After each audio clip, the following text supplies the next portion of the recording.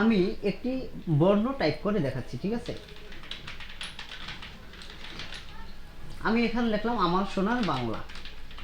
এখন এখানে আমার কিবোর্ডে কিন্তু প্রত্যেকটা কিবোর্ডের ইংরেজিতে একটি করে ওয়ার্ড রয়েছে, যেমন কিউ, ডব্লিউ, ই, আর। এখন আমি যদি কিউ বাটন প্রেস করি এখানে আসবে Q, W button Q press করলে আসবে ডব্লিউ। কিন্তু আমার কিন্তু বাংলার যে বর্ণমালায় প্রত্যেকটা কিন্তু দুটি করে বর্ণ রয়েছে এক একটা বাটনে, যেমন ব, ভ, ক, খ, ত, থ। এখন আমি যদি কে বাটন প্রেস করি তাহলে আমার কম্পিউটারে আসবে ত। আমি কে বাটনটা প্রেস করলাম, দেখেন বন্ধুরা, কে বাটন প্রেস করছি, কে, হ্যাঁ কে বাটন প্রেস করলাম, আমার আসছে ত, ঠিক আছে। এরপরে যদি আমি এল বাটন প্রেস করি আসছে দ, কিন্তু আমার লাগবে ধ। এর জন্য আমাকে যে কাজটি করতে হয়, শিফট বাটন চেপে ধরে যদি আমি কম্পিউটারের এল বাটন প্রেস করি তাহলে কিন্তু আমার ধ বাটনটা আসবে। তো সম্মানিত বন্ধুরা, আজকে আপনাদের জন্য মাইক্রোসফট অফিস টিউটোরিয়াল দ্বিতীয় পর্বে স্বাগতম। তো বন্ধুরা, প্রত্যেকের কাছে একটা মাত্র রিকোয়েস্ট, অবশ্যই চ্যানেলটি সাবস্ক্রাইব করে পাশে থাকবেন, কারণ আপনাদেরকে আমি যেভাবে আমার ফ্রি টিউটোরিয়ালগুলো দেখাবার চেষ্টা করি তা কিন্তু আপনি একটি কম্পিউটার ট্রেনিং সেন্টারে গিয়েও পাবেন না। কারণ আপনি আজকের পর থেকে মাইক্রোসফট অফিস সম্পর্কে আর কোনো ধারণা লাগবে না। একদিন আমি মাইক্রোসফট অফিস মাত্র 5 মিনিটের ভিতরে আপনার থেকে দেখাবার চেষ্টা করব। তো এর জন্য প্রথমে আপনি যাবেন কম্পিউটারের ডেস্কটপে। ডেস্কটপে যাওয়ার পরে আপনি মাউসে রাইট বাটন ক্লিক করবেন, এরপরে নিউ অপশনে যাবেন, নিউ থেকে আপনি যাবেন মাইক্রোসফট অফিস ওয়ার্ড ডকুমেন্টে। যাওয়ার পরে আপনার একটি ফাইল ওপেন হবে, আপনি সেই ফাইলে ডাবল ক্লিক করবেন, আপনার ফাইলটি ওপেন হয়ে যাবে। এখন এই ফাইলটিতে আমরা বাংলা এবং ইংরেজি লেখার চেষ্টা করবো। আমরা বাংলা থেকে শুরু করব, কারণ বাংলা যদি আপনি লিখতে পারেন তাহলে ইংরেজি কিন্তু অবশ্যই লিখতে পারবেন। এখন এই ফাইলটা যদি আমি কিছু লেখার চেষ্টা করি, প্রথমে আমার ইংরেজিতে লেখা আসবে, কিন্তু ইংরেজিতে না এসে আমি বাংলা করব। এর জন্য আমাকে দুইটি কাজ করতে হবে। প্রথম কাজ হচ্ছে আমার ফন্ট, এখানে ফন্ট বার, এই বারটাকে আমি চেঞ্জ করে একটি বাংলা ফন্টে নিয়ে আসব, প্রথম কাজ। দ্বিতীয় কাজ হচ্ছে আমার এখানে বিজয় 52 নামের একটি ফোল্ডার রয়েছে, আমি ওইটা ওপেন করে দেব। কোনো কম্পিউটার এইরকম কম্পিউটার উপরে থাকবে, এখান থেকে দেখেন আপনি অ্যারো বাটনে ক্লিক করবেন, আপনার থাকবে এইভাবে থাকবে, আপনি অ্যারো বাটনে ক্লিক করবেন, এরপরে আপনি বিজয় ক্লাসিক দিয়ে দিবেন, আপনার কাজ শেষ। এখন যদি আপনি কোনো কিছু লেখার চেষ্টা করেন তাহলে আপনার বাংলা লেখা চলে আসবে। তো এই পর্যন্ত হয়তোবা সকলে বুঝতে পারছেন যে আপনি বাংলা টাইপ কীভাবে করবেন। এখন আমি আপনাদেরকে কিবোর্ডে নিয়ে যাচ্ছি। বন্ধুরা, এখানে আমার একটি কিবোর্ড রয়েছে, এই কিবোর্ডের মাধ্যমে আমি কিছু লেখা টাইপ করে আপনাদেরকে দেখাবো যাতে আপনি বুঝতে পারেন। তো প্রথমত আমি লিখব আমার, এর জন্য আমি এফ বাটন ক্লিক করলাম, এফ। কিন্তু আমার আসলো কি নিচের আকার, কিন্তু সরেওটা আসলো না। এর জন্য আমাকে যে কাজটি করতে হয়, শিফট বাটন চেপে ধরে যদি কোনো বাটনে ক্লিক করেন তাহলে ওই বাটনের উপরে যে বাংলা বর্ণ আসে ওইগুলো লেখা আসবে।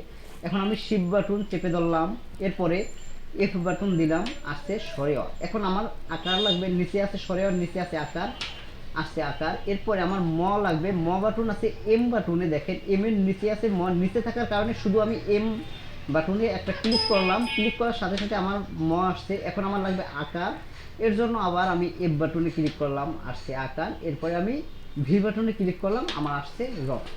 সমান সমান আমার একটা বর্ণ কিন্তু আমার একটা শব্দ হয়ে গেল, ঠিক আছে।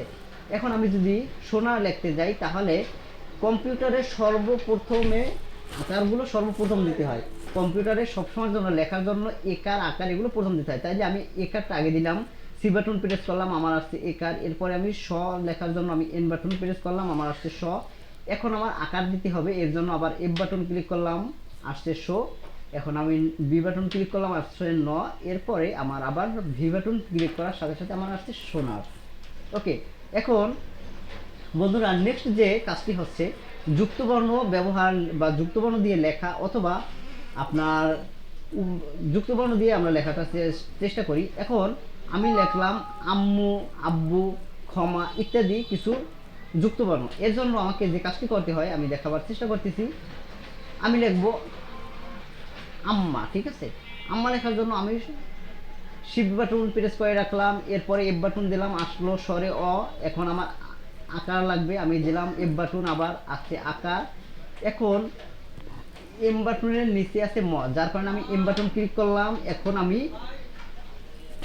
জি বাটনে দেখেন হসন্ত নামে একটি রয়েছে, অথবা এটিকে লিঙ্ক বাটনও বলে, আমরা জি বাটন ক্লিক করলাম। এখন কিন্তু আমার এমটা লিঙ্ক হয়ে গেল। এখন আমি যে বর্ণ টাইপ করবো সেই বর্ণ কিন্তু এম এর সাথে যুক্ত হবে। আমি আবার স বাটন বা এম বাটন দিলাম, আমার আসছে ম।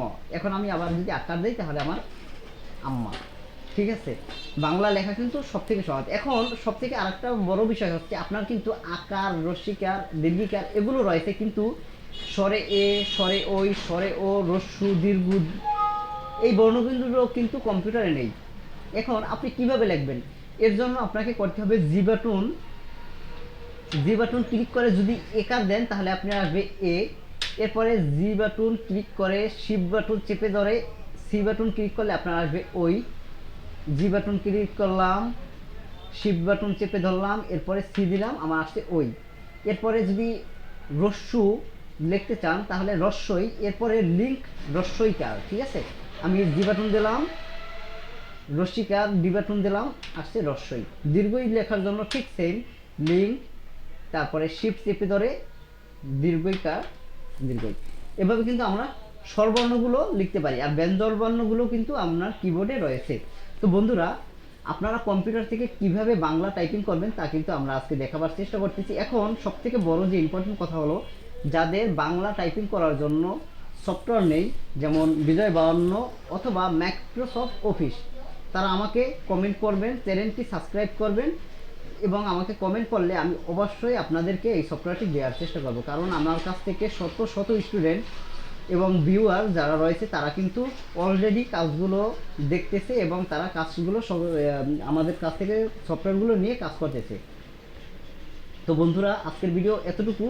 নেক্সট পর্বে আমরা দেখাবো এই বর্ণবিলাস, কিভাবে আমার এই বর্ণগুলো সাজাতে হয়, কালার চেঞ্জ করতে হয়, ছোট করতে হয়, বড় করতে হয়, এরপরে টেবিল, শখ, তারপরে ডিজাইন, সব রকম কাজ আপনি আমার কাছ থেকে পাবেন, এবং পিডিএফ ফাইল যদি কারো প্রয়োজন হয় তাও পাবেন। তো বন্ধুরা, আজকের ভিডিও এখানে শেষ করলাম। সকলে ভালো থাকবেন, সুস্থ থাকবেন, আমাদের জন্য দোয়া করবেন এই কামনা নিয়ে। আল্লাহ হাফেজ।